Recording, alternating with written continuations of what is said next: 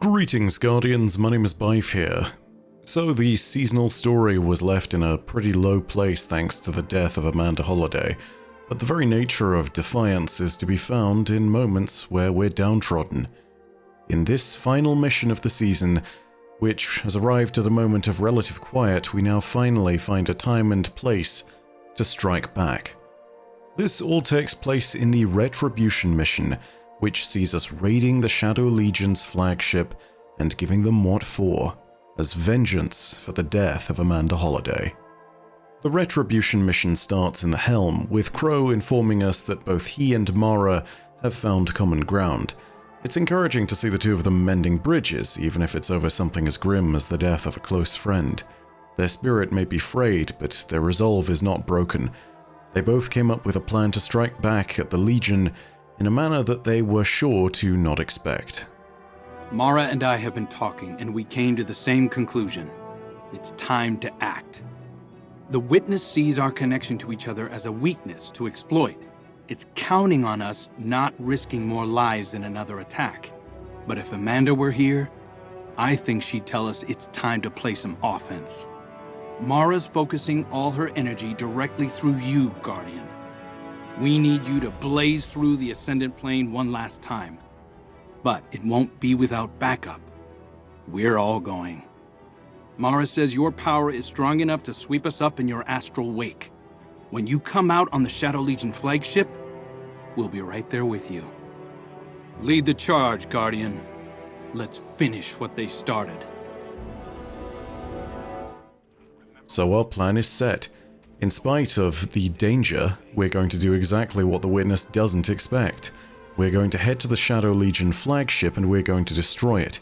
It'll be a crippling blow to the Shadow Legion, and it'll show resolve in the face of the Witness's intent to make us gun-shy. No matter how many of the Queen's Guard fall, there will be others willing to strike back.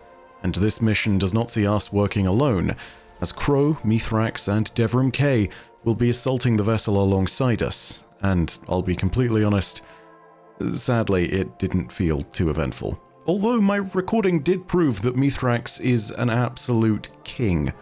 Take a look at this for a second. How many shots is that man tanking from a Colossi? Damn, he really is the Kell of Steel. Look at this guy. Anyway, upon infiltrating the hangar bays and blowing their weapon caches, we make our way to the main engine and proceed to blow it to hell. The mission ends with Mara pulling us out, where we get a clearer view of our handiwork. There are many battles to come, but we have this victory today. Every civilian in the EDZ can see what we've done. They know we're keeping them safe from whatever the Witness wants with them. Well done, Guardian. You too, lads. We made quite the team up there. We made the Shadow Legion hurt. We showed them that we can strike back. In this, we honor Amanda's memory. Upon finishing all of this, Crow had just a little more to tell us. This is one of the true last words we get as far as the main plotline of the season is concerned, and it's the true final seasonal wrap-up. You did it, Guardian. And thanks for taking us along for the ride. Felt good to get a few shots in. You make one hell of a Queen's Guard. Wish it didn't have to end, but Mara won't be able to channel her energy out forever. She'd deny it, but she's getting tired. Even if the power of the Awoken fades, you'll always have their gratitude. And Mara's. And mine. There are still pockets of prisoners out there. Devrim and Mithrax will keep running rescue efforts as long as it takes. I'll be here too. We can't protect everyone, but helping who we can, there's nothing more important than that. See you around, Guardian. So that really is it for the season. There are a few small loose ends though, so let's deal with those. Our radio intercepted one final series of words from Commander Zavala. He is speaking to Amanda. Of course, she's passed, but he's speaking and pondering the possibility of her resurrection, and speaking as though she can still hear him. Holliday, I know the Traveler won't bring you But if you did, you wouldn't remember any of us, or who you were. You wouldn't remember what you did. Tradition would dictate I not tell you. But I think I would. I would hold your hand and tell you that you were the best of us. Fearless, kind, and joyful. Skilled, stubborn, brave, and principled. Even to the end. And I would tell you how much you meant to the people who loved you. I know that if you became a guardian, you would be all those things again. But here, now, we can only live in the better world you've made for us. And hold ourselves to the example you set. Thank you for what you did and who you were. Goodbye, Amanda. Finally, if we go to see Zavala in the tower at the end of all this, we learn of Amanda's last will and testament. As a shipwright, it makes a small degree of sense that Amanda should leave us with something that was close to her heart and, well, involved ships. She leaves us with her own personal vessel, the Brazen Spark, which I couldn't acquire because there's a bug where if you happened to acquire Brazen Spark prior to this point, you couldn't pick it up. So, yay.